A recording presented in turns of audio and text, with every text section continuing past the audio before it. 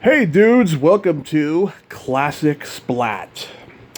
Back in 2017, when I first started this podcast, I pre-recorded every interview and I had live myself on camera and I would introduce the interview. And I put a lot of music in the background and I found out like within 6 months you're not supposed to do that.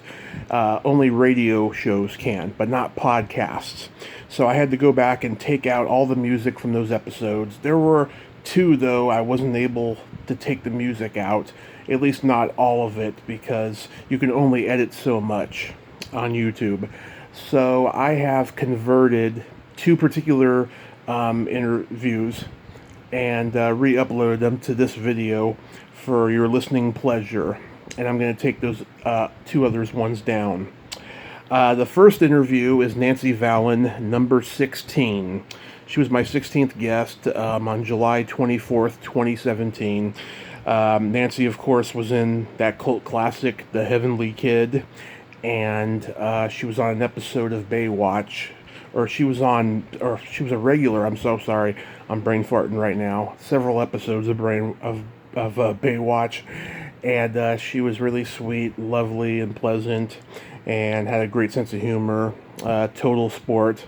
And that's going to be the first interview. And then the second interview will be Lisa Langlois, number 27, September 9th, 2017. Lisa is very passionate about women's rights, and she's a very interesting actress. We had a little bit of awkwardness afterwards but I'm not going to go into that. There's no point in being negative. But it was a pretty great interview, too. And forgive me if the sound sucks on these, because these were the early episodes. But you should hear a great deal of it. So, first interview, number 16, Nancy Valen. How are you doing today, Nancy? I'm good. How are you doing, Tommy? Oh, I'm doing super. It's such an honor to be talking to one of the most gorgeous brunettes of all time. Oh, thank you for that. I don't know about that, but thank you. Oh, it's true. And don't thank me, thank your parents. Right? Exactly. So, your first movie role was in Porky's Revenge, which to me is a far improvement over Porky's 2. It's the third of the series. How did you get this role? That's funny. Okay, so Porky's Revenge. Well, the first one is just funny, right? It was an iconic movie. Yeah. And I was grateful to get the part in the third one, but, I'm not sure that, I'm not sure I agree with that. But, how did I get the role? So I started modeling, in New York. I used to spend the summers in New York. My grandfather owned a hotel there, and I used to, do some modeling there, really, because I was bored. I started taking acting classes. Mm-hmm. And then when I went back to Florida, I got a modeling agent, and then I just went to a performing arts high school. I started taking, doing the acting classes there, and my agent just started sending me out, and I just got the part. It was fun. It was a fun time, Yeah. to work when you're young. Absolutely. I'm finding out a lot of people who were in the Porky's movies were up in Florida. One of my first interviews was Jill Whitlow, who was in the first one, and she was living in Florida when she did the first one.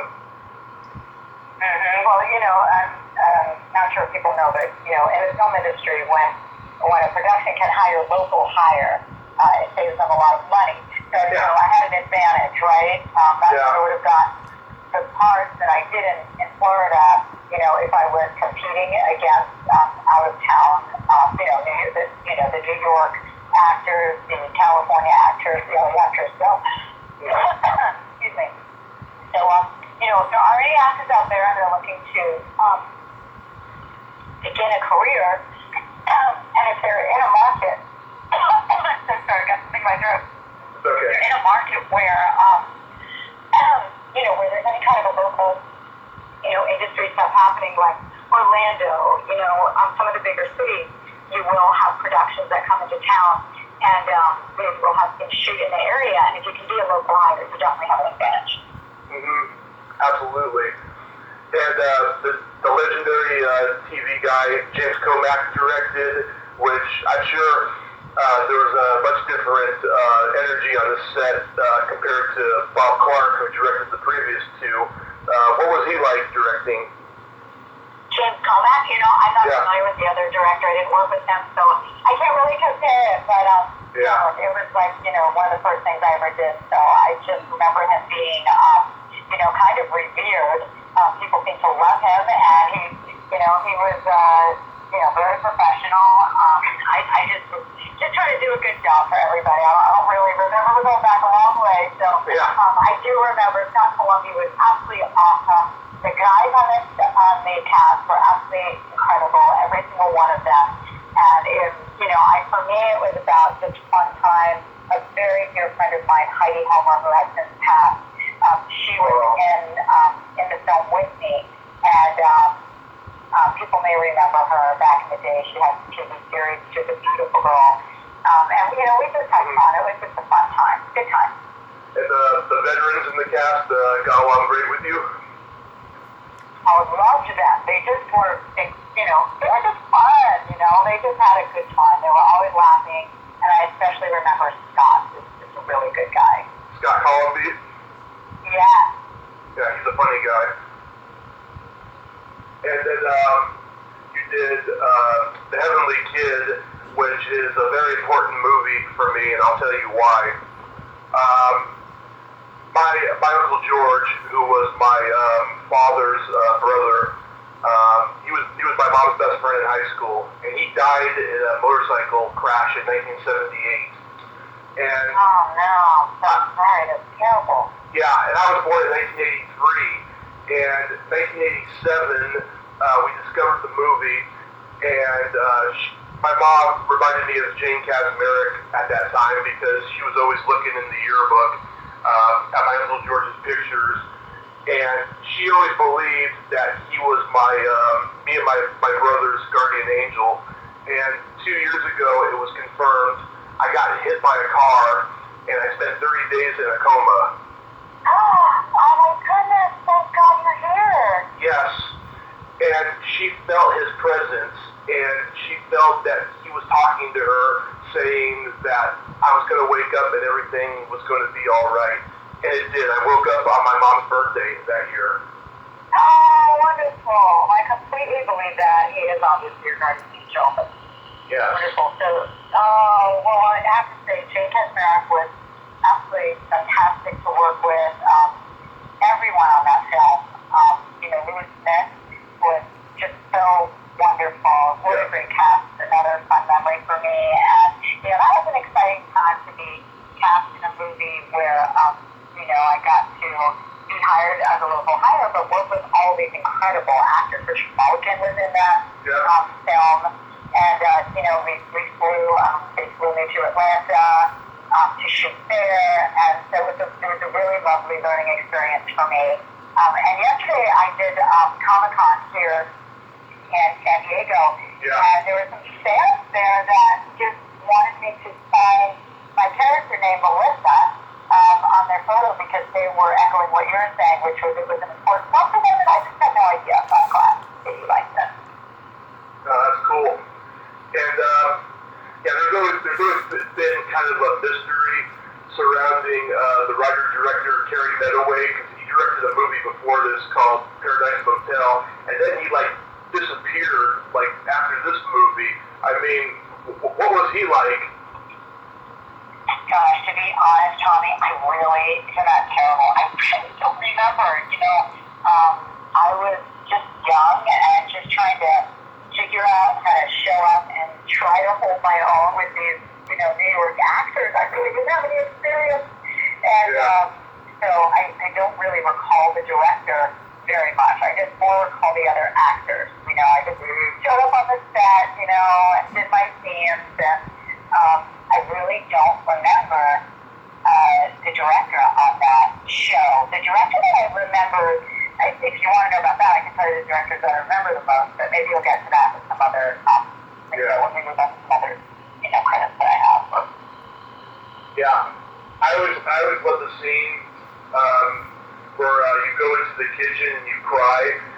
Did you think of a particular awful memory to get yourself motivated for that? Because it looks very realistic. Funny. Okay, thank you for that. I gotta say, I think it's probably one of the worst things I've ever done.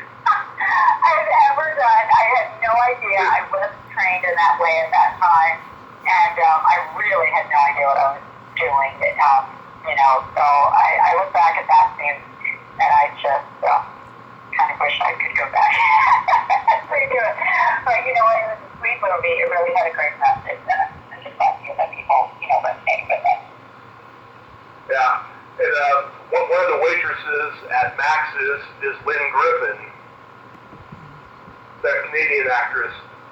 Mm-hmm. I was actually supposed to interview her about a month ago, and we both forgot because I'm in California, she's in Canada, and there's like a 3-hour time difference. And so like I'm sleeping, she's messaging me, telling me that she forgot, our time difference and all that.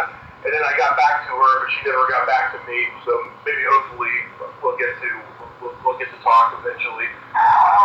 The time zone thing is challenging. I work in the nutritional industry now a little bit. I have an online business. I help people get fit, fabulous, lose weight, gain muscle. And I'm talking to people all over the country. So at first that was a definite challenge for me. But now, you got to ask people about the time zone. It's confusing, especially the Arizona and LA thing. Like 1 hour and that's the same. Absolutely. Anyway, I hope to get that in the future. I hope so too. And I always thought that Lenny should have saved his virginity for Melissa and not Sharon. Right. So a girl by the name of Anne played that part, and we actually shared an apartment when we first moved to New York. So I moved to New York. After that, she and I shared an apartment on the Upper West Side, and then about a month later, I ended up getting mine too. Oh, nice. It was fun, and also there was another character. I don't know what the character name was. The actor's name was Steve. I don't know. Do you know who it was? A blonde guy that kind of played the bad guy.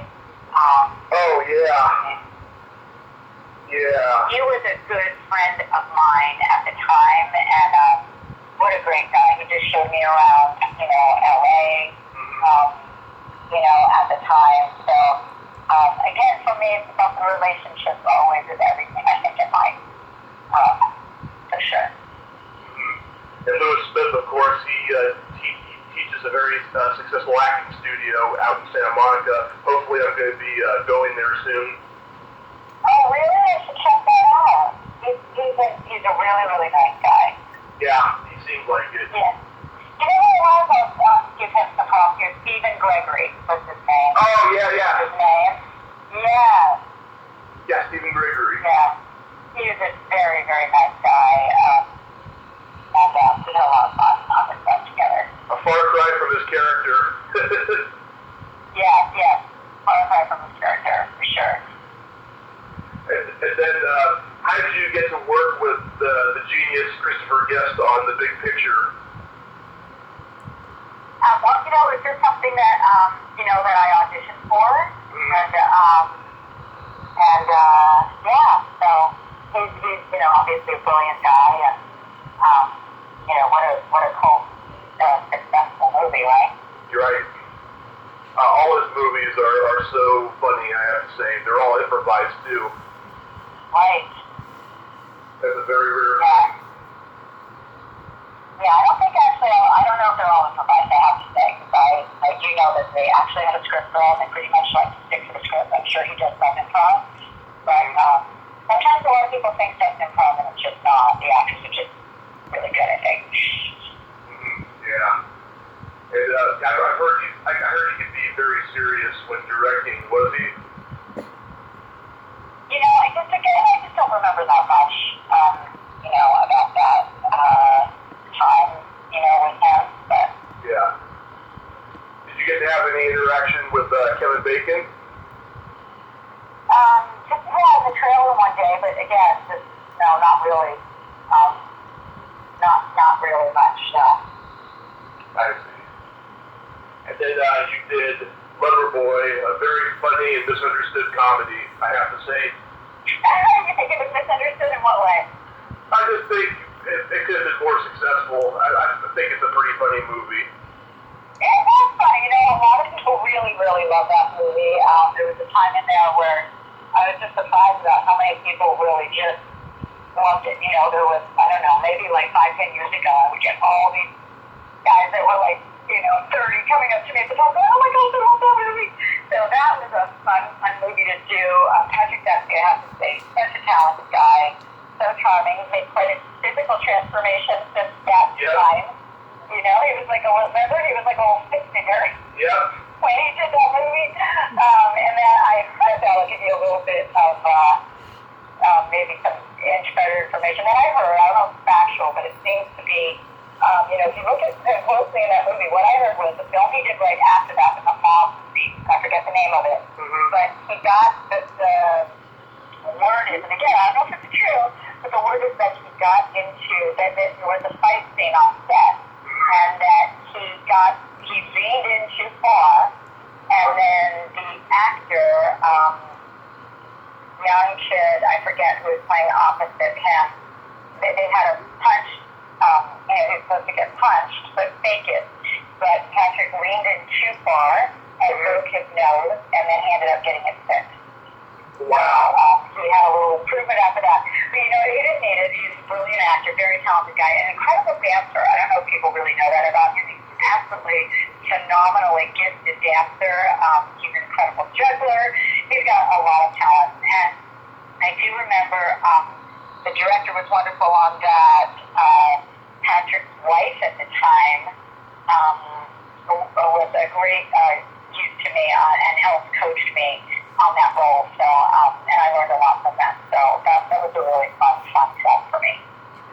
Yeah, he was riding high off of Can't Buy Me Love, and this other movie he did right after that called In the Mood, which was a very similar movie in terms of, young guy and older women having sexual encounters. I think that kind of pigeonholed him a little bit, but he came out of it great. I mean, he's everywhere now. Yeah, I mean, he's just very, very talented guy. I do know that he had, again, I don't remember 100% sure, but I do recall him, I think, telling me that he had dyslexia. So he really probably actually gave him an advantage in the end, because I think because of that, he really was forced to memorize everything and write everything out. So when he went into an audition, he was, really extremely prepared, because he didn't have the luxury, I think, of reading off the page. And I don't know, I'm sure you could check this out online, but, great work ethic. Again, just a very talented guy. Certainly.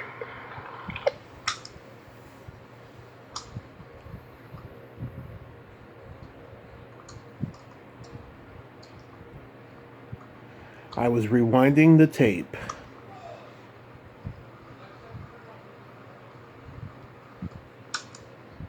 So the cast of Loverboy, oh my God, it's just amazing. Kirstie Alley, Carrie Fisher, God rest her soul, Robert Picardo, Robert Ginty, Kate Jackson. I mean, that's an amazing cast. Yeah. It was a fun cast. I think I actually had someone else cast in my role, and I don't know what happened there, but I replaced somebody, kind of came in at the last minute there. But Robert Ginty, just a beautiful soul, just incredible guy. I just remember him being so very, very nice. And the director was fantastic on the film. And, Kate, at the time, I remember there were some reshoots and she didn't show up. So I don't know what the director's point of view was of her, but with me, she was extremely just lovely. And, she would just really seem like she loved acting and just, loved the craft of acting, and we would talk about that. And then later, I had the pleasure of attaching her to a project, with the other angel that I was attempting to get made. I don't know if you know, but I produced a reality show with Sarah Fossey called Chasing Sarah. Oh yeah, I remember that. Yeah, it was a lot of fun. So it was an incredible cast. It was just a great time. I'm very grateful for that experience. Yeah, Robert Kinsey. Yeah, to me, he was a very underrated actor, and a lot of people don't know this. Despite all his roles he's known for in B movies like The Exterminator and stuff, he was a very accomplished Shakespeare actor. Mm-hmm. Yeah, and he's just incredible in the piece. Yeah, lost him way too soon. Mm-hmm. Now you have to believe what my favorite role of yours is. The school nurse on Saved by the Bell. I love that. You know what's so funny? I don't know what it is about that particular episode, but it seems to have been like an all-time favorite by so many people. And if I ever get recognized, it's for that pretty much most all the time. And I just can't believe it. It's just funny to me how popular it was. And they replayed that over and over and over again. And again, what a sweet cast. They were so awesome. I just loved every single one of them. Elizabeth Berkley was really wonderful. We kind of bonded, when I did that week. And I just love her. She is wonderful, sweet girl. They are just a fun group of they were just grateful and fun and professional, and it was a great set to be on. I remember getting that part. I remember being there that day, and I had just finished filming Ho High, which was a series that I did for NBC, and it came out after the Saved by the Bell episode, but I actually filmed it first. And so I was kind of started doing that sexy thing. I went from that, kind of the very average girl next door, thing in the Heavenly Kid to, it was funny because for Whole High, the casting director did not want to see me, because at that time I was pretty much walking around just kind of my frizzy hair and, my overgrown eyebrows, my Heavenly Kid look. And she didn't want to see me for the part because she said that she didn't feel that I was, sexy enough. I didn't have the right body for it. And, I just wore the most padded bra that I could find and put on a pair of high heels, put on some makeup. And I just kind of love playing that kind of a part. It's just fun. So anyway, I ended up getting it. And so then I kind of just, then people would start to think of me in that way.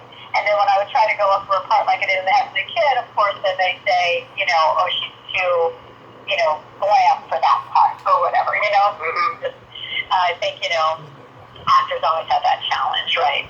And, how people perceive them. But it was fun. It was fun to do those kinds of parts. And I recently, just a little bit of trivia, I work with a company, a nutrition company, and we just had incredible at our convention last year. Mario Lopez came and hosted it, and I hosted part of it with him. And they showed some of our photos from Saved by the Bell. And it was a lot of fun. It was a huge convention, about 15,000 people, and he was so gracious to come and help us out. But it was great to be reunited with him. Oh, that's cool. Yeah, I was going through puberty when I first saw this episode, and I've always had a thing for school nurses, so I thought this was an awesome episode because you were in it. And funny thing is, I didn't even realize that was you until IMDb came and I was looking through your credits. I was like, Melissa from the Heavenly Kid was the school nurse? Oh my God, I have to go back and watch it, Oh, I like it. Oh, that's funny. Yeah. Funny. So let me just ask you this. So, Good. I was so naive as to boys growing up, right? And I'm not a parent, so I didn't even get that side of it later. But I've been filmed a little bit by my husband, but I was pretty naive back in the day. My role on Whole High is pretty real. I never, realized that anyone was looking at me or noticing me or anything like that when I was younger. And I certainly didn't get or understand what boys were thinking. I just didn't get it. It just went completely over my head. Maybe that's why it was so popular. It's a school nurse thing. Do a lot of boys have crushes on school nurses? I'm sure a lot of them do. I mean, speaking for myself, yes, I love school nurses. In fact, when I was a junior in high school, we had this new school nurse, and my senior year, I had a really bad migraine headache in class, right? So I went to the health office, and so I could have an excuse note to go home. And I lied to her and told her that I also had a tummy ache, so she could rub my tummy, and she did. But then she stopped doing it when she saw that I was growing a few inches below. Oh my goodness. And so I guess that's why they made that episode. So yeah, I guess that's why it was popular. You know who was supposed to originally have that part? Who? Kathy Ireland. Oh my God. You are so much better than Kathy Ireland. Oh, well, thank you. I don't know about that, but she's a gorgeous woman, right? So she was cast, and they ended up replacing her only because at the time, her voice, I don't know if you remember Kathy Ireland's voice back in the day, but if you hear her on her very, very early interviews, it was so very high and soft that they couldn't hear her. And after that, I know that she ended up working with a voice coach, a great guy by the name of Bob Corse. And I also worked with him as well. And anyway, I just admired her because it's not an easy thing to do to work on that aspect. And of course now she's made millions with all of her furniture lines, and she's an incredible entrepreneur. But for whatever reason, I ended up doing that part. So I'm glad I did it as well. Yeah, it worked out so much better with you. And well, thank you. Absolutely. And last year, I got in contact with that school nurse on Facebook. Good for you. She remembered me. Yeah. She's still married, though. Oh. So, are you doing any acting at all now? You know what happened is I started producing several years ago. I produced a show with Mark Shatner, produced a series with Farrah Fawcett, produced the pilot episode of TV Land, and some subsequent ones for them. And so at that time, I just naturally started turning down auditions because I was just so busy producing, and I really did love producing. It was a lot of fun. And then things started to slow down. I was still, I would get, offers to endorse different fitness products for infomercials, and I actually I like that because there's so many people in the middle of the country that don't have access, to the incredible mall or the big stores, that maybe we do here on the coast. So I also like the educational aspect of it. I think that's what I like about my nutrition company. But at the time, so I just sort of segued into producing, and then around that time, I was so enjoying some fitness products, and I needed to really make sure I was staying in great shape. So my girlfriend introduced me to this nutritional line, and I got on it. I lost 9 pounds in 9 days. I lost 15 pounds in a month. My sugar percentage went away. My energy went up, and I just felt incredible. And just naturally, I started sharing it with my friends because that's just what I do. And it just ended up growing as a business. And I ended up just replacing all of my income with this, online business. And then I started mentoring other people to make additional income with this product line as well. And so it was really gratifying for me. And I kind of just didn't look back. I realized that for me, with the acting slowing down, I was doing a lot of running around, and producing was extremely challenging. Although I'm very grateful that I was able to executive produce the things that I did and get them sold, create a lot of shows that had deals, even beyond the ones that I made that didn't end up getting made. But, it was wonderful experience. But for me to be able to work from home, to work from the beach, to work from anywhere, and to help people both physically and financially change their life has just been the most gratifying thing. So that's pretty much what I'm doing. So I have, called my agents and just said, please take me off the roster for a while. And that was 7 years ago. So I have not gone out and done anything else. Do you ever miss it, though? I do. I'd love to maybe do a guest spot or a series. Thinking about it. I was requested recently, actually this week, funny that you should ask for something, so I'm going to go in and meet with the people on that. We'll see. You never know what life brings. I really believe that things are meant to be. And there's always wonderful, amazing things to do in life. And for me, as long as I'm learning and I'm growing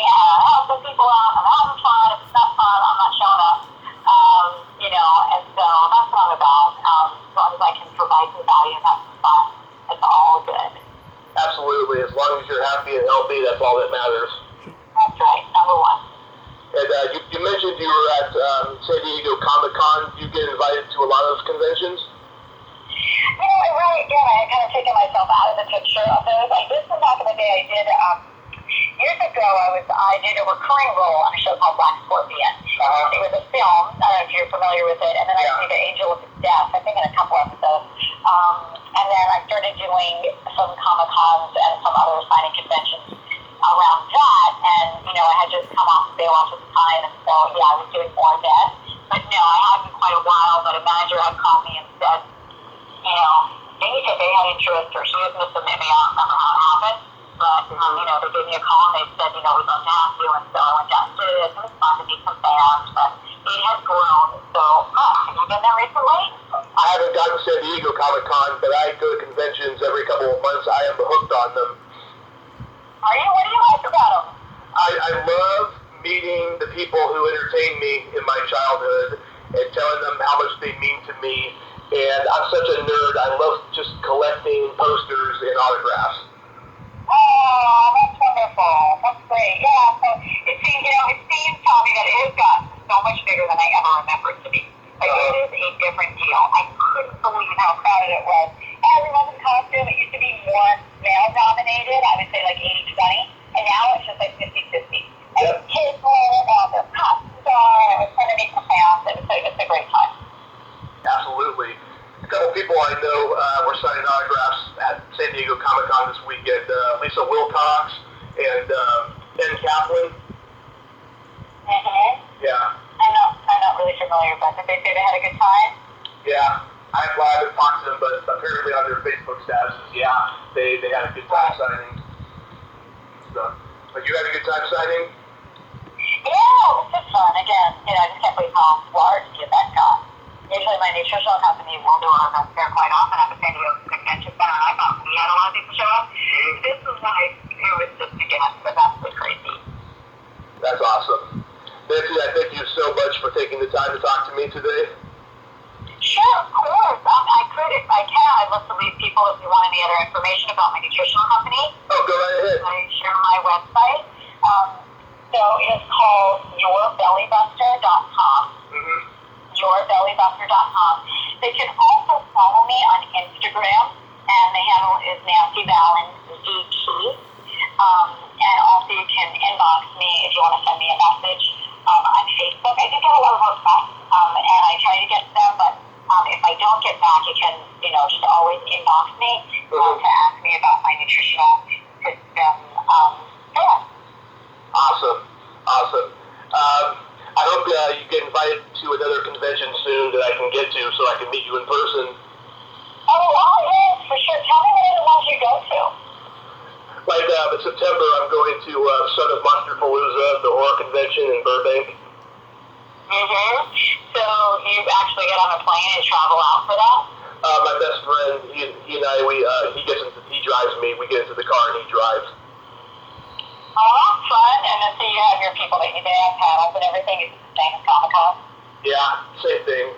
I'm actually trying to host panels at conventions. It's very competitive, but I'm trying my best.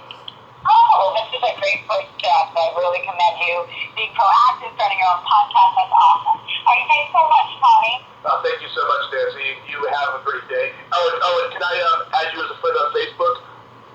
Sure, you can go ahead and do that. And it's, follow me on Instagram, Facebook, all the above. Great. Thank you so much. Thank you. Okay, bye-bye. Bye-bye. And now, Lisa Langlois. Hi, Tommy. Hey, Lisa, we are live. You're live. Yes, you're live. How you doing? All right, the ball's in your court. Yeah. I'm so sorry about earlier because I don't know how my alarm clock didn't go off. Did the dog eat your homework as well, or you just you? I haven't had a dog in a while, actually. So, what's up? Oh my God, I am like a kid in a candy store right now because I'm a huge fan of Canadian exploitation films. I know all these films that I wanted to bury because I was an artiste who started out with, Closer Role, John Huston, and Lee Thompson. It's the other films, the exploitation films that people are loving to love now. Yeah, absolutely. In preparation for this interview, I listened to a lot of other podcast interviews you've done, and Yeah. I truly admire how you've overcome so much misogyny and sexism in the movie business. Yeah, they don't teach how to do that in school. I know they really should.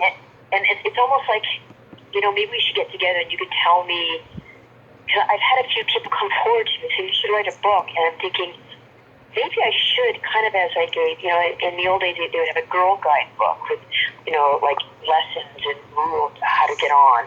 But I think we need to move forward to how to navigate the exploitation. Because I just really want it as a kind of a, this is what's happening to our bodies when you go through puberty. This is what's going to happen to you as a woman.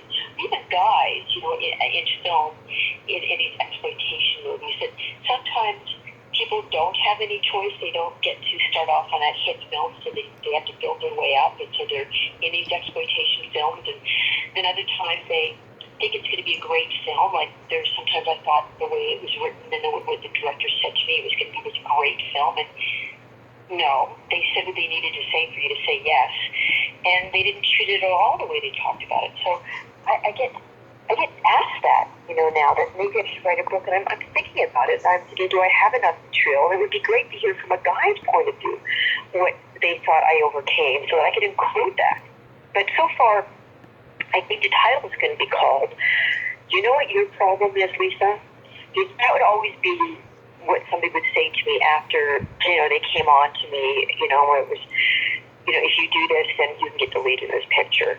And, when you said no, it would always be, or when they were hinting that you should, have an affair with them, and you did not take them up on it, I always heard, do you know what your problem is, Lisa? So I might call it that. That would actually work. That would be a good title, I have to say. Thanks. So what do you think of when you say, for overcoming this exploitation, what comes to mind for you? Because sometimes I may not even know that I overcame it, that it was a thing. Well, what I mean is, your dream was to be an actress, and you went for that dream, and you didn't let, the bullshit of men hitting on you get in the way of that dream. You did your job, and it was successful. But it actually did get in the way, and I'll tell you how. Okay. Because having grown up in a small town and with big brothers who protected me, I wasn't prepared for that. So instead of having the Sharon Stone in me, the killer instinct, I had brothers who had killer instincts, and they protected me. People were afraid of them. So I wasn't prepared. So what I would do is whenever I was on the brink of uber success, and I found this out years later that from actually going to a career counselor or a life coach, I developed a fear of success. And so whenever I was on the brink, I would find a way of sabotaging myself, either by going back to school or, going to the bottom of the Grand Canyon for 3 weeks with my documentary filmmaker boyfriend. I would always find a way that was legitimate. It looked legitimate going back to school because, Jodie Foster, I want to be like her. And, she went to Yale, and so did Brooke Shields. Yeah. Oh, well, this is much more important to spend all this time on a relationship because relationships are more important. And that's still the debate. I mean, between relationship and career, where will you have the better life? Because we all say, how do you ever balance that? And I have a friend, and he's done some legendary movies, but he's old now, he's 70, and these two wonderful kids. And I said, Michael, when you're on your deathbed, you're not going to be crying out for that great, scene you had, and your kids would never have turned out have they had that great career, so, consistently, because he'd had a great career. I said, because you wouldn't have been at home. You would have been on tour for a press junket, or you would have been on the set long hours. And I actually, I really believe now that is the most important thing, is family and friends. Because, they say to look at your life backwards, and who do you want around you when you're on your deathbed? Exactly. You Who know. would you be crying out for? You know? Yeah. Do you want to be like, Rosebud? And then I think, that's one of the all-time great films. Do you want to be that guy, or do you want to have nurtured friends that love you and your children that want to be there for you? Yeah. So anyway, I didn't actually get through the exploitation because it all scared me, and it was heartbreaking that over and over there'd be the lies, and people were, even now, I'm 58, and one of my, my last photo session I did for my headshot, it's, well, Lisa, could you take your top off? I said, I could. I could do that. But how does that make me feel? It's just never over. And then, this friend of mine wrote this, PhD thesis on Canadian exploitation films. Her name is Janice Kay, and she proved it, that for some reason all these 70s and 80s exploitation films, there's always scenes with women in bathtubs. Now, my bathtub scene was in a John Huston movie. And so I, too, got into that category. And I'm probably the only one who's ever had first cut opposite John Huston, because that's why I negotiated. At the time, there was not a clause in the Canadian Union of how to deal with, excuse me, the voice today, nudity. And my agent gets his call one day from Vicki Mitchell, the casting director, saying, they've changed the script and there's going to be a flash of the breast release. Really? They've changed the script, and there's going to be a flash of the breast. Really? So, I'm going over this over and over in my mind, like, this is John Huston, and John Huston doesn't need this type of thing, for his needs salaciousness, but he doesn't have to, but, this is like going to be a turning point in your career if you do this. You've just worked with Culture Bro, Isabelle Pell, she just dropped her robe all the time, and nudity wasn't a problem, but I'm young, I'm thinking, well, that's different than everything else. So I make this deal, okay, I'll do it, but I don't want to do it myself. I want to stand in to do it. So they get this stand-in who has this huge birthmark on her upper chest. And I'm thinking, well, they're going to know that's not me. So they're going to know that's not professional. I can't have that. I'm an artiste. So I say, look, I will do it, but I need to see the camera angle, and I need to see in the dailies what it looks like before I accept it. Okay? Because let's face it, it's like a very antiseptic scene. It's like a mental patient in a hospital. It's very antiseptic. I get up. I'm not getting out of Victoria's Secret stuff. I'm getting out of this ragged house coat, and I get into a bathtub, and I'm just relaxing, and then I get strangled, die, which is another one of my brands. I very rarely do I actually die. Mostly, get killed. Yeah. Somebody tries to kill me, and I survive. So this is one of my few death scenes. So the other thing I didn't know about was, closed sets and closed. So I asked for a closed set, but I didn't know about closed when everybody watches the dailies. So I get there, and like everybody's in the room, even the drivers. It's a packed theater to see the scene. And I actually don't. It was not at all the kind of the camera shot that was communicated to me. Yeah. So I had to say no to John Huston, and there was a big fight about it. Because I did not have an agent at the time that knew how to stand up to me, which is a lot of my career. Yeah. They get intimidated by the John Hustons of the world, and my boyfriend at the time said, Lisa, just say no. He said, do you think they're going to want to have that kind of person? John Huston misrepresented this scene, and the actress took her clothes off, didn't like it. So I can say I'm probably the only one in this who can represent the John Huston film. And so I thought he'd really dislike me. I was so afraid he didn't, because I had said no. Uh-huh. And so I sent him a picture to be autographed, and I didn't even know whether he'd respond because I just was so uptight about it. He sent me back this picture of autograph saying, to Lisa, a very, very talented young lady. Oh. So that really made for things. the only argument I could bring to him is, my teenage Hepburn would never take her clothes off. And he said, for me, she would. And, he was probably right. She, African queen, but he had her do, flash forward 30 years, he probably could have gotten Catherine Hepburn to take her clothes off. Yeah. And you kind of don't mind if it's done right, but the problem is, then you have weirdos that are lifers in prison that start writing to you. Yeah. And that's the experience that you get from taking your clothes off. And then if it's not done in a tasteful way, and even if it isn't a tasteful way, in this day and age, it's on the internet. And so your kids' friends see it, and they say something to your kid.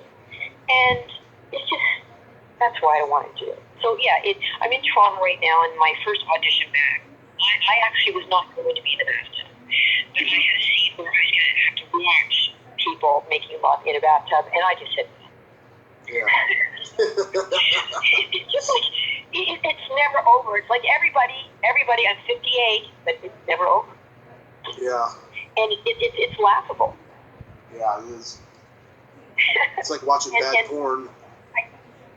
You can't believe it what's on television.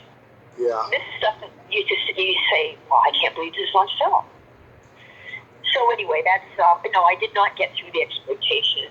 It's scary people. It's like being an abused person. And the only people that can really help you get through all that is to have a really strong team behind you, like a Barracuda agent and a Barracuda manager and a family with strong values and friends with strong values. Otherwise, you end up feeling abused and people end up doing drugs and alcohol and all that stuff. So yeah, I would find ways to escape. I mean, I literally had huge opportunities, huge. And I look back and I think, well, had I had those, then I would never have been able to be the good mother I have been with my son. It's more important.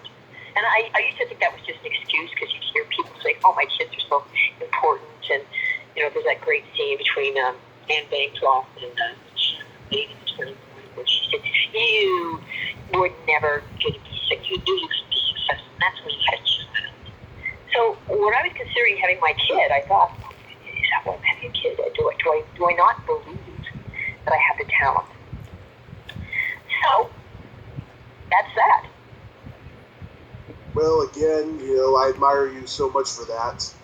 Just Thank you. Shows what a strong woman you are, And when I hear stories about all that crap happening behind the scenes, I could just be thankful that, my parents brought me up to be a gentleman and treat all ladies with respect. Oh, there's nothing like a gentleman, and I so hope that my son is a gentleman and treats women well. I really do. Mm-hmm. There's nothing like it. Absolutely. It doesn't take a lot of, and like the impact it has on that person's life and on that person's children's lives because it's cyclical. He treats people a certain way, and it's cyclical. Mm-hmm. So, anyway, how did you find out where I was and how to find me? Well, I've been doing this podcast for like 4 months now, and I have found everybody on Facebook, pretty much. Don't you love that about Facebook? I love it. Oh my God, I didn't know so many famous people were on it. I didn't either, and my friend Leslie Donaldson, who's coming here in an hour, Leslie, she did that. I love her, yeah. I love her too. She's coming here in an hour, and she tells me all the time about the people she gets in touch with on Facebook. So I might start doing that. I just can't. I think, wow, it's just incredible that there's just a thin veil, and you can get a hold of these people. So, yeah. So this is a live podcast. Is it rebroadcast, or how can the people on Facebook know that it's on? I upload it to YouTube, and I share it on Facebook and Twitter. Great. I do it from my bedroom. So I can let people know about this. Oh, yes, absolutely. You can send me a link, and I can put it on Facebook for everybody, correct? Absolutely. Great. So I didn't learn any of this stuff in school. I'm still in the learner's program. And then I say to people, this is why you have children, to show you how to do it. Yeah. So let's get into some of the movies. Yeah. So, was it intimidating to work with John Huston because he was such a legend? Oh, I can't tell you. It's intimidating because you see that everybody else is intimidated. and so, I instantly went and read all these books on him, and also, I'll never forget the audition because, he certainly became a total casting director. I want two girls, very similar, but very of course. It was Sarah very similar in her vulnerability and pretty very different. Mm-hmm. And I knew she was a really good actress. And so the first meeting was just a meeting with most great directors. That's how it happened. They actually never even auditioned. You talk. And maybe it was the same audition that they did the Cats in the audition. I can't remember. But I just remember talking to him about politics. Mm-hmm. And talking to him about the history of French Canada with the history of the French church. Little did I know that it was the right thing to be talking to him. He's a very intellectual person. And then, of course, the next round was the audition, and it was the audition scene where it's a crying scene, and that always puts so much pressure on actors, because if you at all focus on will I cry, or how will I be, or anything that's not what the character thinks, it's over, and you won't be in the moment, you won't have a real emotion, and if you do bring tears, they'll be bad actors. So it was a crying scene, and I thought, oh my God. And Sarah went in first, and she came out, and she clearly had been crying. Mm-hmm. And I thought, oh my God, can I do this? She's so good. She can get the part. And already thinking all those things. I'm not focused. I'm not focused on the scene. I'm not doing anything. But anyway, so I went in, I did it, and I hit the sweet spot, obviously, and I got the part. And what was interesting is when I left the room, I turned to the casting director that came into the room, turned called my agent, and he said, Lisa reminds me of those young Marilyn Monroe. Now, he had worked with her twice. Yep. There were two. There was like a Norma Jean freshman girl, and then there was Marilyn. Yep. And from then on, I got told over and over again by people, like, see, so much of a vulnerable quality that I had. Like, even down to I was having a massage at the Excelsior Hotel in Rome, and this source said, you remind me of Marilyn Monroe. So it's over and over again, and I could never see it. Now, you don't, it's a bit odd time now, but it wasn't. I was definitely, when I was younger, like, beat songs and keyboard. Anyway, yeah, so I get this part, and now, even when you watch the audition, there's God standing there. He's got the face of God, he's got the voice of God. Yep. And then, you can tell on the set, it's a more quiet set, because everybody's, God is in the room. We're all there. There's so many biographies about God. Which one should I read? And he said, you should read mine. And I said, I didn't know that you had one. And he told me that he had one. But you never get a chance to read it. It's just so good. And in some places, so funny. And the thing that constantly amazed me, though, is that the arrogance of people that over the years when I come into an audition, people look at my resume and they see John Huston was on it. Some of these directors would actually say, now they were young ones, John Huston, he did a lot of bad films. And I want to say, if you have done one film close to one his, you would be lucky. Because when you look at the guys, how many great films he did, but to focus on that negative, and that happened to me on Canada AM. I said that I'm there to do an interview for this Neil Simon film I took, The Slugger's Wife, which is a big heartbreak. Yep. But this would never happen in America. The Canadians just focus on the negative. I realize that coming back to America. And the opening remark But Lisa, you were in one of the worst John Hughes films ever made. Now, why would you focus on that? Do you ever think that this guy still had the same voice as me, that there were some other elements going on that you were no control? And that of my entire resume, that's what you own. And that's where I admire Americans, because they do have that damn good spirit. And Canadians don't. And they're always comparing themselves to Americans. Now granted, Americans present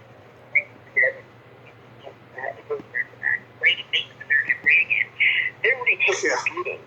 But I know that the spirit will rise up again. Yeah. It will rise up. They've been through a lot worse. And it's going to come back. I agree, yes. Yeah, where are you from? What's you from here? I'm from the Bay Area. What was the I'm sorry? Yeah. Oh, what a great place. Used to be. It's actually a shit town now. Well, what's happened with San Francisco is that people, all the artists and musicians have had to move out because they can't afford it. Yeah. There's no, like kind of, there's no, when the artists move away and the musicians, it creates for just a pretty stale city. Right. So they still have great restaurants and great food, but yeah, it's unfortunate because of the technology companies that it's driven up the price of everything. And I was in last March, and I couldn't believe the mobile situation. Yeah, it's pretty bad down there. It's like a living hell there. Yeah, it's pretty bad. Like this is America. It's not like a third world country. Seeing all those people there. Yeah. So. And then you did Happy Birthday to Me, and this movie came out right at the height of the slasher craze, where everybody was ripping off Friday the 13th and Halloween with the I don't think Friday the 13th had come out yet, right? I think this was the 81. height of all of the, I think we came out before that. It came out in 80, and this came out in 81. Yes, it came out in the 80s. Yes, it came out in the 80s. I think the art from home. Yeah, it was certainly more than the age of the slasher. And I said to Lindsay, and one of my schools on VHS, so bad. So, like, you don't know what you're talking about the resolution. He said, but that is rad. I love that expression. Mm-hmm. Yeah. What was it like working with the legendary Glenn Ford? Well, again, you get intimidated because it's Glenn Ford. Yeah. But I didn't actually, I was only in a crowd. Mm-hmm. And looking back, and it's very hard for these people to get to that age and they're being older again, He had some problems with Glenn on this film. I mean, he ended up punching the first AD in the face. Wow. That happened. Yeah, Charles Bray. And I just ran into him this year. I go, oh, I can't believe that happened. And I've forgotten now why it was, but he had to approach the service just happened. And I can't remember what it was about. I completely forgot about it until I ran into this CD that was Charles Bray. And he told me why that he had to. We're sitting with John Dunning, who's passed away, who's his son. He said, oh, yeah, I remember my dad getting that phone call. It was hard on the older actors. Suddenly, some of them can, some of them they can't remember their lines anymore. Yeah. Sure, so I mean, that's a nightmare that we all actors have, that we're going to get on the stage or get our lines. We hear it just happening, and it's just that. So, people criticize these older actors because they have too hard items. I think, when you walk in those moccasins, then you can criticize. Yeah. So, but yeah, legend, and who knew it got more Canada? It was a time that everybody was playing over that had some kind of Canadian lineage. This is before Ancestry.com was finding out on that.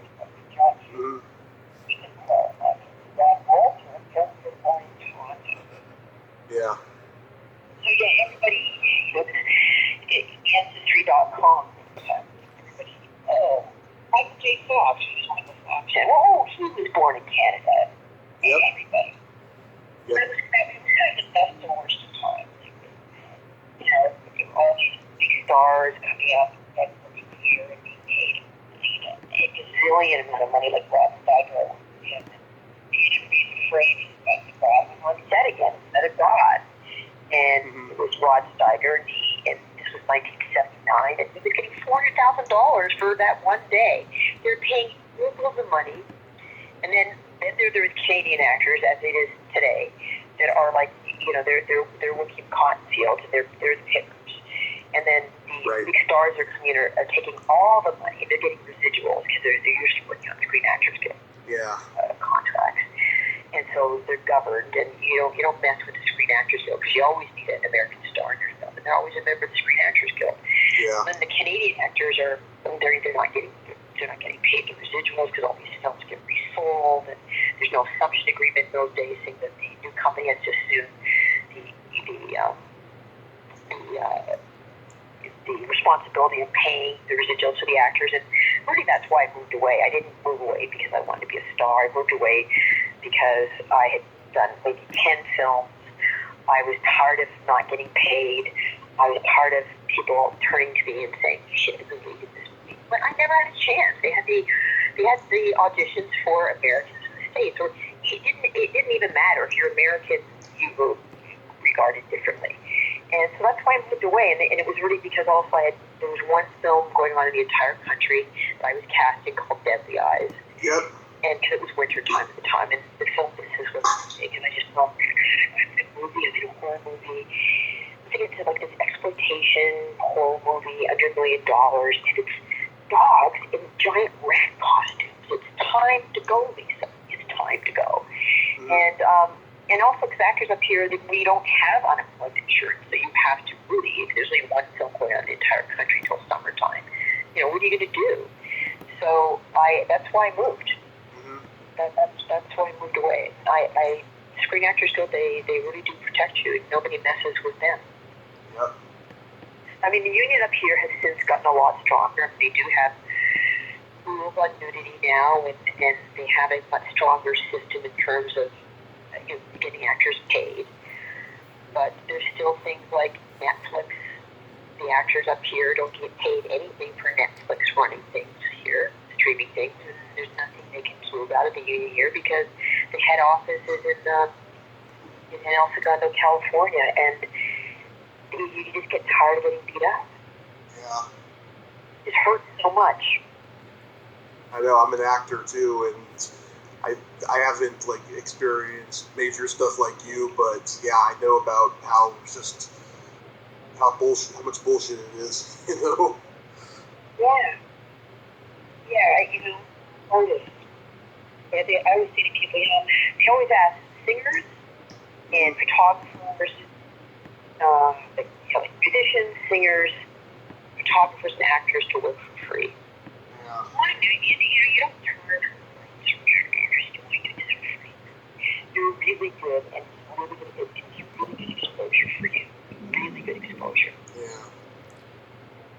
And it's kind of turned into this big box industry where, you're like, did you fly yourself in and accommodate yourself in, or just Yeah. And again, they don't ask the brain surgeons to do that. Of course. And professionals. Of course. So it just kills the spirit. But anyway, I'm right now working for Super Media, and I will be acting again. I spent the past year producing the TED Talks of Canada, which is called Idea City. Moses Mimer, who was the executive producer, he owns Super Media. He originally founded City TV. lucky I have a frog in my throat. He founded Ted Francis, know that with Saul Warner. And they did together for 2 years, and they split up. And Moses was in the city. And there was a woman who was leading the returning husband. Just asked me if I would do it. It was incredible. It was the first time I ever did it. And now I'm working for him. She's coming back from her maternity leave, and I'm working for him for this Roundtable Talk show, but it will give me an opportunity to do that. Oh, awesome. Awesome. It is awesome, but I'm scared because, like I said, you know, when you've been beat up by the industry, you're afraid. You just don't want it to happen again. Right. I mean, I'd rather do one scene opposite Jeremy Irons than be a lead in a film, an exploitation film. Yeah. Other than it's for friends, like those filmmakers that are starting out. I love working for them. They're not doing, you know, they're not ripping you off. Yeah. It's those in between people. Yep. Totally agree. Oh, yeah. Now, class of 1984 is where I fell in love with you. I had never seen a punk rock girl as pretty as you were. Well, I don't think there had been, which is not how you look at punks, and they had wanted me for the nice student who was always protecting Michael Fox, Aaron Flannery. They wanted me for that part. So I said, oh, please, I can't do another film like that. No, I don't even have to open my mouth to do a role like that. You know, I just please. They said, you don't see me like the other character. I said, believe me. I grew up with 4 older brothers. I've seen those kind of people. So they said, okay, you can come back and do the scene, and I did. And, you know, there were some really scary moments on that film because there were the gods too, like, you know, Roddy McDowell, that I had to do a scene close up opposite him, and the scene where I had a gun to my head, and I thought, oh my God, he's such a good actor. How am I going to do this? This is like so scary. So it's because of those people that you agreed to do those films. Because again, it was an American producer coming to town. They cast all these Americans that had their Screen Actors Guild contracts, and then there was us. And you know, we were all asked to work for scale, and we weren't getting our buyouts. And again, I never saw extras be so mistreated. It was so embarrassing. It was so. Oh my God. You know, that's why, like, you know, it's like being in a dysfunctional family where people don't want to see each other anymore. Yeah. Because so like the gang itself, we're all like Tim Van Patten. I don't think he doesn't want to be involved with anything associated with the movie. And then there's I can't think the guy got his arm cut off. Oh God, yeah. Neil Clifford. Neil Clifford. He doesn't want to have anything to do with it because, you know, we none of us have ever been paid the Canadian actors or residuals on that film. And then I'll never forget, I just didn't believe this. This would never happen with Screen Actors Guild. But Neil Clifford's wife was having a baby one night. And they wouldn't let him leave to go to the hospital. Wow. I mean, it's just not human. Oh my God, that is subhuman. Running, and then they're like, there's no rules. It was Rob West. We were protected. I mean, I remember they put Roddy McDowell behind a wheel. And it's that scene outside in the streets where we're running to get away from him because he's trying to run us over. And that was acting. I was running in fear because he was not a stuntman. He was driving the car, and we could have been killed. And then like Tim Van Patten and I were just so in pain when we had that courtroom scene where they get this girl. She's an extra, and they go, oh, you know, you can have a featured part if you just take your clothes off. So another one was, if you just take your clothes off. Oh God. And you know, she's young, and she kind of agrees to do it, and then like she doesn't want to do it, and she's sitting next to me in the makeup chair, and they're doing her hair and makeup, and her body is literally shaking, her whole body, and the makeup artist said, don't worry, when I skip this with you, nobody will recognize you. And they're not getting that it's not just on film, it's the physical trauma of taking your clothes off. It's a room full of people. And we were just squirming. It was just so painful from Tim Van Patten, because while she was doing the scene and taking off her clothes, she was, her voice, you could hear it quivering, and you could hear her body tremble, which, you watch somebody and probably think, oh yeah, she just needs a fix, that's why she's trembling like this. No, she was like so upset. Yeah. And just to see the actors being treated, the extras being treated like cattle, that all there was for them every day on that shoot on the craft table was a big vat of peanut butter, a big vat of jam with, a nice in it, and all these loaves of, brown Wonder Bread or whatever. That was it. That's what they got to eat. And and then this film ends up being this, cult film, iconic cult. And there was other things too. I'll never forget this. But in those days, punk people only wore black and white. Yeah. So I get put in all these colors, this colorful makeup, colorful, hair. And when they brought in for some of the scenes real punkers, right. Some of these women came up to me and they said, "You're not a real punker. We're going to get you in the bathroom." Oh my God. I didn't have my 4 brothers around me. So you will notice that in those dance scenes, in those club scenes where they weren't extras, they were real punkers, I just disappeared. I knew that that's where they were going to get me, that they would be able to get me, and it would look like an accident. Oh my God. So I'm not in that scene. I've never been so afraid in my life. Yeah. Oh my God. Yeah. Oh yeah. Yeah, I've never been so afraid in my life. Because they had it in for me. Wow. So I was not real. And the other thing that was very hard for me is there was never anything in the script given for me to do or say. So I had to make up everything and do like sign language things with my face, get props and that, because I would always just stand there. Mm-hmm.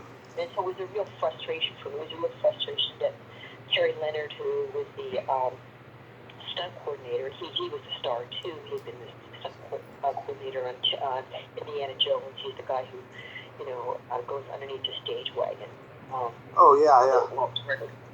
He never included me in fight scenes. So, what is the point of being a gang member? I was never included. So I would just make things up like I'd say I like to watch, or I'd jump up and down and dance.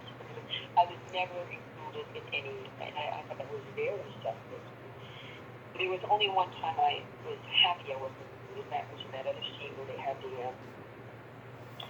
standoff between our gang and those other guys. It was actually shot underneath the Van Valley Park where we tried. It was really clear that day it was raining. And they didn't give me anything to do, so I just sat in the trailer and I read Shelley Winter's autobiography. Oh, nice. I was happy because it was so cool. Mm-hmm. Yeah. I always use your line, I like to watch.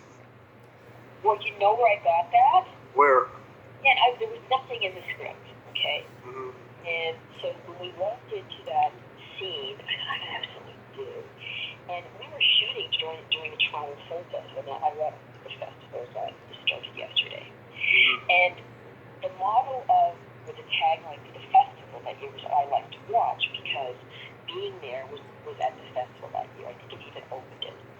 And remember, Chancey Gardner used to always say, I like to watch. Mm-hmm. So, again, I wasn't given anything to do with the rape. So I thought, let's say, I like to watch. And I said, do you have a Polaroid camera? Because in those days, that's what people had in wardrobe, and for continuity then. Right. So I said to Mark, the director, I want to say I like to watch, because I want to go over it, and I want to take a picture of the rape and give it to Andy, the Mary Langlois' husband in the movie. So they thought that was brilliant. Yeah. So I walked in like a chicken, because again, they gave me nothing to do. And I kind of thought I had a bird-like costume they gave me. Picked up the Polaroid camera, took a picture, said I like to watch. That was the follow-up, the theme. So I took the Polaroid. And the I like to watch, that was the girl who was pulling off her clothes. So Yeah. I did, what I'm trying to say is, I through line of my character I like to watch, because there was never anything given to me in that physically by the stunt coordinator. So I realized I had to have some kind of reason that I became a voyeur, ergo I like to watch. Wow, that's brilliant. So for taking your clothes off, I like to watch. Taking a photograph with a Polaroid, again, I like to watch. That was like the true line for Patsy. That's awesome. It was like, this pervert, I had to see her as a sexually perverted character, because I was never, like I said, given anything to do physically. Yeah. Oh, don't worry. Once we get to Joy of Sex in a bit, I gotta tell you a story you're gonna love. I can't wait to hear the story. Mm-hmm. But first, you did Deadly Eyes, which I love. Great movie. Thank you. I've finally come to agree with it, because I went to a screening of it. All these young people were there, were just having such a great time. Mm-hmm. Yeah. And you worked with Robert Klaus. I had no idea that he, at the time, shot Enter the Dragon. Yep, one of my favorite movies of all time. The director, the way because he was editing in his head, he was very calm, he was exactly what he wanted. Just like, when people say what all the great directors have in common, I said, well, they know what they want. They don't second guess themselves, they're editing in their head, and it's just very calm and how they let people do their thing. Mm-hmm. And he was like that. Yeah. How much of the rats were real in that movie? None. None? None. Not even like stunt rats? No, they were the dogs dressed. The dogs should have dressed up in costumes, and one of them had a heart attack and died. Oh. It's very traumatic. Yeah. And what they didn't anticipate when they built these costumes, or made these costumes for the rats, is that they'd be throwing their heads to the side all the time to try and get their masks off. Mm-hmm. You got Scatman Crothers was in it. Oh, another legend. Oh, well, that's why you do those movies. Yeah. Like, what a star. Yep.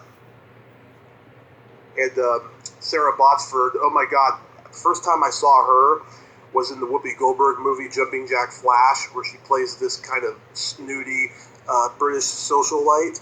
And yeah, she's good at snooty. She just has that look.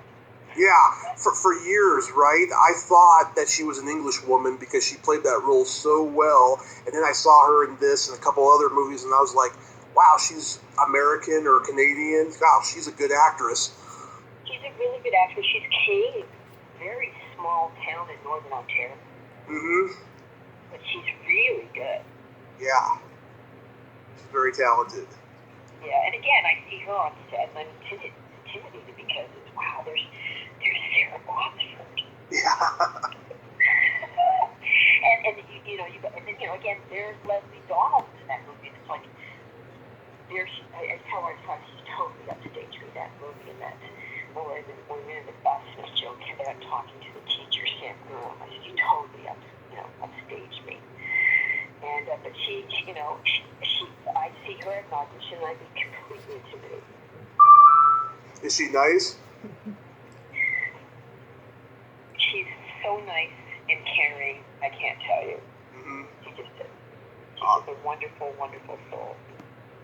Oh. Very smart. She identifies more as a writer now. Mm-hmm. And she's doing some, I can't reveal what she's doing right now, but she's, got scripts that go, things like that. So I think the direction she'll be taking. Awesome. She will act again for the right project, but she's not, so it's not her main focus anymore. Oh. Well, whatever makes her happy, I guess. She did a film last year for David Duchovny because she likes it. So for the right person, she's going to do it. David who? Duchovny. David Dakota. Is that how you pronounce it, David Dakota? Yeah, I'm actually going to meet him at a convention next week. Oh, wow, you have to say hello. I sure will. I'm a huge fan of him. Yeah. Yeah. I'm a huge fan, too. Yeah. So he actually offered me something last year, but I just started my PhD, and there was a ton of dialogue, and it was type of dialogue we had to be really assertive because I was playing a cop. And I just knew I didn't have enough time to learn the material and be assertive, so I had to say no. Oh. I know. It was hard. It was hard. Yeah. So tell me about your background. Just born and raised in San Mateo, California, which is the suburbs of San Francisco. I know, yeah. And yeah, I've been doing stand-up comedy 11 years. I've been an actor since high school. Oh, well, stand-up, that's hard. Yeah, it's very hard. I took a Second City course. I took Valen, and I couldn't believe it when I got up, because part of the Second City is part of even the beginners one. You have to get up in front of a live audience, a paying live audience. Right. Boy, that's more terrifying than like theater. At least like theater, you have your line. Yeah. It's a lot of work, I have to tell you. It's a lot of work. Now, I understand that Jim Carrey is doing a series on stand-up comedians, I think in the 70s. It's called I'm Dying Up Here. Yeah. Yeah, have you heard about it? Oh, I've seen all 10 episodes. It's great. I recommend Where are you on? It's on Showtime. What's it called? I'm Dying Up Here. Oh, God. Okay, I better check that out. It's based on a book about the Comedy Store. Wow. That's great. Another place I will be I visiting. didn't know it had come out yet. Yeah. Now I gotta check it out. Yeah, it came out in June, and yeah, all 10 episodes are... It came out this June? It just came out this June? This June, yeah. Yeah. Yeah, it's great. It's kind of like Boogie Nights, but for stand-up comedy. Oh, God, I'd love to see that. Yeah, it's that good. And that actress who used to be in soap operas, Melissa Leo, she plays the woman based on Mitzi Shore, and she is brilliant. Oh, wow. What happened to get it together? Huh? Yeah. Yeah. So what convention are you going to? Son of Monsterpalooza in Burbank. Son of Monsterpalooza. I don't know that one. Yeah, there's Monsterpalooza, which is every spring, and then Sun is in the fall. Is it all horror stuff? Yeah, it's a 3-day horror convention. They have like over 40 or 50 celebrities from horror movies, or just... Oh, no, maybe next year I should try and go. I don't know about this. Yeah, all movies in general, but mostly from horror. Yeah, they're gonna have so many great people this year. They're gonna have Candy Clark and Bo Hopkins from American Graffiti there. Wow. I'm so excited about that. And a couple people from Revenge of the Nerds. Oh, yeah? Why what's her name? With Revenge of the Nerds? Julie Montgomery. No, Michelle Mary. Oh yeah, and Joy of Sex. Yeah. Yeah. Yeah. Which What happened to her? What's going on with her? I have no idea. I think she's up in Canada though. Oh, okay. Is she Canadian? Yeah. Oh. I'm trying to get an interview with her, but she hasn't responded yet. Okay. And Monsterpalooza is in October? No, it's next weekend. Oh, I can't do next weekend. Okay. Yeah, it's on the 15th through the 17th. Okay. Well, next year. Yeah, like I go, like I try to go in the springtime and the fall. I'll let you know. There's one, and when the one in the spring is when? It's usually in April. Okay, great. And they have that one in Pasadena. I'll be able to see all my friends. Oh yeah, oh god, you'll run into so many people there. It's crazy. Wow. Wow. And so David Cousteau would just be there as a fan walking around? Oh no, he's gonna be signing. Oh, okay. He'll be signing autographs. I'll see. Okay. I get it. All right. So yeah, Joy of Sex. I saw this movie when I was like 15, and I learned some very vital sex education from your character in it. You did? Yeah. People actually learn something? Huh? They do? They learn something? I sure did. What did you learn? Well, I was like 15. I had already had sex education in junior high a couple years prior, but nobody had told me. I hadn't even heard the word G-spot before, and I learned it from you. And I went to school, I asked some boys about it, they told me, and I'm eternally grateful to you. Oh, wow. Oh, wow. That makes my day. I always thought, does anybody get anything from this, you know? I mean, was there really any information? Because I don't remember, I remember using the word, because I read it, to improv, of yuppies. No kids use that word because young so they're professional. I used to remember using that word, but yeah, that's so funny. You don't think that there's somebody out there that doesn't know what a G-spot is. Yeah. Yeah, it was the first time I ever heard it, and then a couple of years after that, I started hearing lectures about it. There was this woman, she was kind of like Dr. Ruth, her name was Dr. Sue Johansson, and she was based up in Canada. She had a weekly series where she talked about sex, and I heard it from her after that. That's great. Well, it's a very provocative title, but it was not at all. The book was really awesome. And the fame of that script is that John Belushi died with that script next to his bed. Yeah. He was considering being in it. Yeah, I've heard that story. Oh my God, it's crazy. I'm actually interviewing Carol Eda White on Monday. She played Roberta. Okay. Yeah. Yeah. So, well, you know, and it's interesting because the other guy that was in there was in that movie, Christopher Lloyd. I didn't even get that Back to the Future yet. No, and he just coming off of Taxi and Star Trek 3. Right. Yeah, he's great in it, I have to say. Yeah. And I don't think there was anybody that was bad. I just thought the movie itself was not funny. Really? I think it's hilarious. In fact, Really? Yeah. Oh. Hilarious? That makes me feel good. I think I should rewatch it. Oh, there's a line that just has me just screaming with laughter. When Michelle Mayrink is in the bathroom trying to insert her diaphragm, and that dirty old man, he's outside and he's like talking to her, and he says, "I bet like me, you do everything with savage intensity." I love that line. Right. It would have been a little bit better though if it came from like a teenage boy with no experience, because it sounds like something he would say. Exactly. Yeah. I wonder what the director Martha Coolidge is up to. From what I know, she's still working here and there, but she's directing like documentaries and stuff like that or something. Yeah, she comes from the documentary world, yeah. And what's his name? Cameron Dye. He's from San Mateo, like me. Well, and what happened to him? He was really good in the film. I don't know. I know he does conventions every once in a while. I haven't met him yet, but I know he does conventions. So do you? Well, I've only done one convention because people always say on Facebook, "When are you going to do this?" I'm starting to pay attention, like you said. Yeah.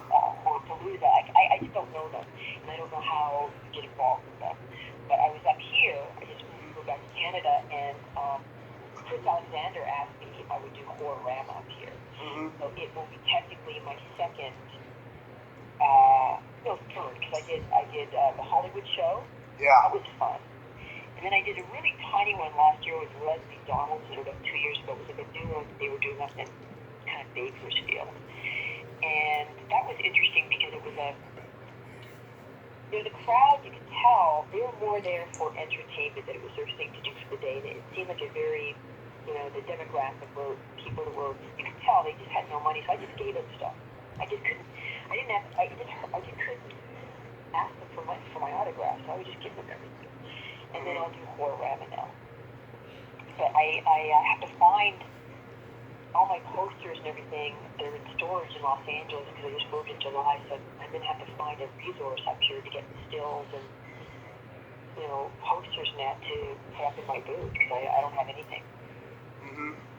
Well, I'm trying to get my foot in the door at conventions to host Q&A panels, and I don't know. I mean, I can suggest that they book you. Oh, that would be great. And if you want to be on a panel up here for Florida, just let me know. I'll take a look at it. I'll suggest you. Absolutely. I've never been to Canada before. Oh God, you gotta come. I heard it's a real bitch though to get through customs. Is that right? Yeah. For me, it's the other way around. It's a real bitch getting through U.S. customs. Oh, I heard it was worse back in the 70s, but I heard it could still be pretty hard. Well, it's not hard if you have a round-trip airline ticket. If you have a one-way ticket, they think you're coming here to live here illegally. Mm-hmm. If you have a round-trip, it's not hard at all. They know you're going back. Mm-hmm. Yeah, I remember I saw this interview John Candy did, and he was talking about the first time he went to America in Chicago, and at the time they were looking for draft dodgers, and so he was really nervous that they weren't going to let him in, right? So then they asked him, he asked them a hockey trivia question, and then they let him in. And which direction was he heading in? To Chicago. He was heading into Chicago. Interesting. Yeah, that was in '72 or something like that. Yeah. Did you ever audition for any '80s movies that became super iconic? Like Terminator? Really? Where I had the role. Mm-hmm. As Linda, down to Linda Hamilton and me. And my call from the producer saying that Linda Hamilton got it. She said that I had to let her prove me, but I got it. So I thought, yeah, Linda Hamilton looks way more like a waitress than I do. Mm-hmm. And in the meantime, I got cast in the Hal Ashby film with Simon Quincy Jones. And then what happened is Linda Hamilton sprained her ankle really badly. They didn't want to wait. They wanted to go ahead. So they came to me. And I'd already been cast in another film, and they said, well, maybe you could do both. Because my film was being shot in Georgia, and yours was being shot in Florida. So that looked like what was going to happen. Mm-hmm. But I was supposed to record this Summer's Wife as a lead, and as fate would have it, the casting director from The Terminator, her husband was the driver captain on my film, Smuggler's Wife. And he went over to the master schedule and looked at it and told her there's no way Lisa could do both of those films. So I lost because I already signed on to The Smuggler's Wife. And my agent said, don't worry about it, you have the better film. I said, no, that's the better script, that's the better film. Yeah. Lisa, this was an unknown director, Louis Schwarzenegger. It's $1 million picture, you had the better film. And Hal Ashby, Quincy Jones, Ray Stark. I said, it's the better script. And that film took off and mine failed. And years later, I saw James Cameron the year he got his Oscar, and he was at a Canadian consulate Oscar party, and I went up to him and he remembered me, and I said, I always knew your film was the better script. And I told my agent that, and he said, that's okay, Lisa. He said, because if you'd done the movie, I wouldn't have met Linda. Because they ended up getting married and having children. So I thought that was really wonderful. Yeah, oh my God. It's funny, I met Linda Hamilton's first husband, Bruce Abbott, at a convention, and they met on a movie called Tag the Assassination Game, and he told me, he said that Kirstie Alley was up for her part, and that if she had gotten the part, he would have married her, and he would still be married to her today because he would have kept her in line and she wouldn't have done that stupid show, Fat Actress. She would have married Kirstie Alley or what? He was married to Linda Hamilton, but he said that if Kirstie Alley had done it, he would have married her. Well, how did he know that Kirstie Alley would have married him? I don't know, but it was pretty funny. It's great. He's a very nice guy, though. He's nothing like the villains he plays in movies, and he plays villains pretty well. Interesting. Yeah. So, Leslie Donaldson is coming over? Yeah, she's here for a time. We're going to go to the gym together. Mm-hmm. I actually messaged her a couple months ago, and I don't even know if she's read it. Do you think you can ask her for me? Sure. Yeah, that would be great, because I'd love to interview her next. Good. Yeah. Yeah, just let me know who I can connect you with, though. Mm-hmm. Can I add you as a friend on Facebook? Yes, absolutely. Awesome. Well, Lisa, you're a very sweet lady, and I thank you so much for taking the time to do this interview. Thank you. I had a lot of fun. Okay, stay in touch. Okay, you have a great day. See you at a convention, right? I'm sorry? You're going to see at a convention, right? Oh, I hope so. And like I said, I will suggest you. Thank you. And send me the links so I can post it on Facebook. Absolutely. If so, I'm gonna send you the request in a bit, and then when you accept it, I'll be able to tag you in it when it's fully uploaded and stuff.